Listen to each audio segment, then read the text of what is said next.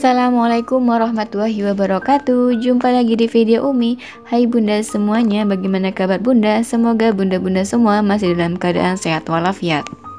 Video kali ini dari Kak Nuri Zahra. Nah, di sini Kak Nuri Zahra bercerita bahwa gaji suaminya 2 juta hanya cukup untuk kebutuhan pokok, yang artinya masih banyak banget kebutuhan yang belum terpenuhi. Nah, di sini Kak Nuri Zahra memiliki 3 orang anak, yang anak pertamanya bersekolah di tingkat SMA, anak kedua berada di SMP, dan anak ketiga berumur 3 tahun. Untuk pembayaran bulanannya untuk SMA membutuhkan keuangan total 200.000, untuk biaya SMP 150.000. Belum lagi ditambah jika ada pengeluaran tambahan misalnya pendaftaran ulang. Nah, selanjutnya ada kebutuhan untuk PLN 300.000, bisa lebih, kadang lebih, tergantung dengan pemakaian. Kemudian ada kebutuhan si kecil untuk pampers, telon, dan bedak, serta bercerita bahwa suami suka kasbon ke kantornya jika ada kebutuhan yang belum terpenuhi.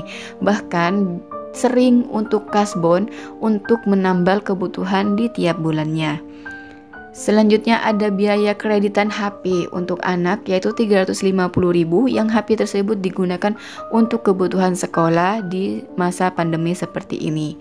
Kemudian ada biaya tak terduga selama 1 bulan 100.000, dan masih ada beberapa kebutuhan yang terbengkalai, yang artinya kebutuhan bulanan belum bisa terpenuhi seperti sabun dan kebutuhan bulanan lainnya, serta jajan anak yang terkadang tidak bisa diberikan pada anak. Nah, di sini Kak Nuri Zahra menambah penghasilan dengan bekerja sebagai kuli kupas bawang yang perharinya selalu menghabiskan 5 kilo dan diupah 2.000 per kilonya. Jadi untuk Kak Zahra memiliki tambahan penghasilan senilai 10.000 per hari. Nah, dengan tambahan yang perharinya 10.000, Kak Nuri Zahra masih merasa kekurangan atau tidak cukup. Bagaimana solusinya ya? Nah, di sini untuk kebutuhan PLM yang semakin lama semakin tidak karuan atau terkadang cukup 200.000 atau lebih, bisa nih untuk Kak Nuri Zahra dijaga untuk pemakaiannya. Misalnya, silakan dicabut semua stop kontak atau kabel-kabel yang tidak digunakan dari peralatan yang ada. Misalnya jika ada televisi yang tidak digunakan bisa dicabut stop kontaknya, atau untuk pengecasan HP nih, biasanya cas-casan HP itu kan nempel terus tuh di stop kontaknya, itu bisa dicabut jika tidak digunakan, atau peralatan lainnya yang tidak memerlukan atau tidak digunakan bisa dicabut semuanya, sehingga bisa meminimalisir penghematan dari keuangan PLN. Selanjutnya untuk pampers, menurut Umi di usia anak 3 tahun ada baiknya untuk Kak Nuri Zahra mengajarkan untuk toilet training untuk anak. Jadi insya Allah anak di umur 3 tahun sudah sangat mengerti akan kondisi toilet training. Dan di ini juga sudah Umi terapkan pada anak Umi yang umur 2 tahun. Umi coba untuk toilet training, alhamdulillah ini selama 1 minggu berhasil. Tapi tetap ya ada tuh pipis-pipis yang kebocoran di tiap harinya. Tapi gak masalah, selama melatih anak kita itu mampu untuk bersabar, insya Allah bisa. Ini tuh semuanya dilakukan untuk menghemat biaya pampers. Jadi kalau pampers sudah sedikit terkurangi atau bahkan sudah habis digunakannya, atau mungkin tidak digunakan sama sekali, itu tuh bisa menambah untuk biaya tambahan di keseharian. Nah, untuk kasbon sebaiknya jangan kasbon ya Kak ya. Kalau memang kasbon ini menjadi pilihan untuk berhutang, kasbon ini menjadi pilihan untuk alternatif memecahkan masalah dalam keuangan bulanan, lebih baik Kak Nuri ataupun suami menambah penghasilan, ekstra bekerja saja daripada harus kasbon. Karena dengan adanya kasbon atau hutang ini bisa menambah beban dalam pengeluaran keuangan Kak Nuri Zahra. Selanjutnya kita akan mencoba menjabarkan berapa total kebutuhan dan serta pengeluaran yang dikeluarkan oleh Kak Nuri Zahra. Selanjutnya di sini untuk gajinya sendiri ada 2 juta gaji dari suami. Selanjutnya ada upah kupas bawang dari Kak Nuri Zahra senilai 10.000 dikalikan 30 hari yaitu 300.000. Artinya Kak Nuri Zahra di sini full dalam sebulan mengupas bawang sehingga mendapatkan total senilai 300.000, yang artinya total semuanya ada 2.300.000. Kemudian untuk kewajibannya sendiri ada PLN senilai 250.000, untuk kredit HP anak 350.000, bayaran sekolah SMA 200.000, bayaran sekolah SMP 150.000, total semuanya 950.000, dan sisa yang ada senilai 1.350.000.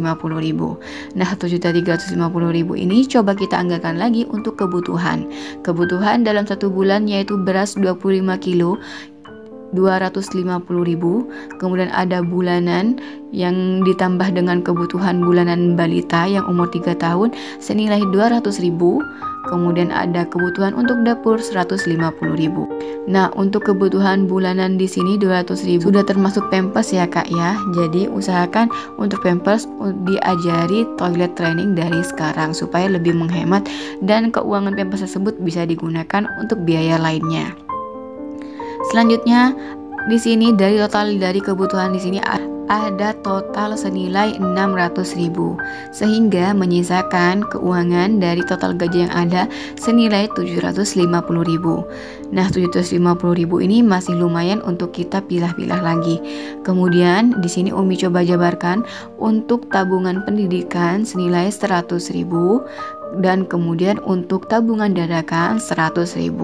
Nah, tabungan pendidikan di sini bisa digunakan sebagai biaya daftar ulang. Jadi untuk daftar ulang di tiap tahunnya ada baiknya Kak Zahra atau bunda-bunda semua di sini bisa menyicilkan dari awal bulan masuk sekolah. Jadi pada anak sudah masuk sekolah, coba sisakan atau dianggarkan uang untuk kebutuhan daftar ulang ini maupun untuk kebutuhan perkakas atau kebutuhan sekolah lainnya.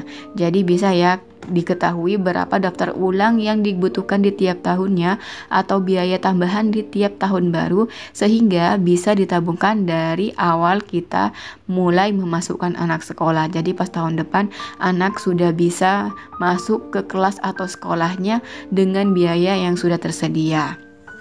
Selanjutnya di sini ada sisa 550.000. Nah, dari sisa di sini Umi coba anggaran untuk ke pasar 15.000 dalam sebulan, itu artinya 450.000.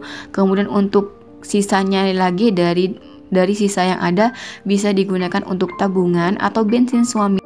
Dan jangan lupa untuk sisihkan di sedekah 40.000. Insya Allah gaji dari suami Kak Zahra maupun Kak Zahra sendiri bisa makin berkah dan makin melimpah. Di sini dari anggaran yang ada ini tuh kelihatannya kayaknya mudah gampang ya, tapi pada kenyataannya kebanyakan sih memang kurang. Tapi balik lagi semuanya itu bisa terjadi memiliki kemauan untuk mengatur dan meminimalisir semua penggunaan yang tidak digunakan.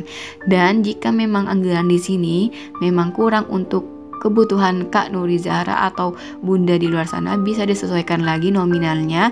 Dan jika pun memang menambahkan atau membutuhkan tambahan yang lebih, bisa ditambah dengan menambah pekerjaan bukan dengan menambah kasbon. Jadi di sini Umi sarankan apapun yang menjadi kekurangan dalam di pengeluaran bulanannya wajib untuk tulis ya bun ya, supaya kita bisa menambah penghasilan dengan bekerja di harian. Jadi jika ada kekurangan bisa menambah pekerjaan. Kemudian untuk uang saku anak tidak ada uang saku karena di sini posisinya masih daring ya, serta manfaatkan HP anak untuk jualan online. Oke, sekian saja video dari Umi. Semoga ada poin-poin yang bisa dipetik atau dipraktekkan di rumah. Sampai jumpa di video selanjutnya. Wassalamualaikum warahmatullahi wabarakatuh.